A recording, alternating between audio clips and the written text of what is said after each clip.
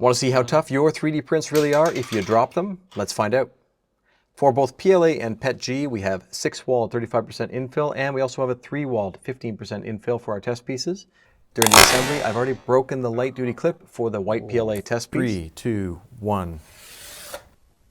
On carpet, the hinge on the light duty PLA print is already broken. All of the other prints survived the test. How about something even harder, the concrete? We have some damage on several of the prints. The lower clip on the heavy red PLA print is broken. The blue PETG print has fractures on the lower clip. The white PLA print has a little added damage to the rim, and the black PETG print has a broken hinge, but it's still attached. I've also dropped these from as high as I could reach directly onto concrete, and they each broke, but in different ways.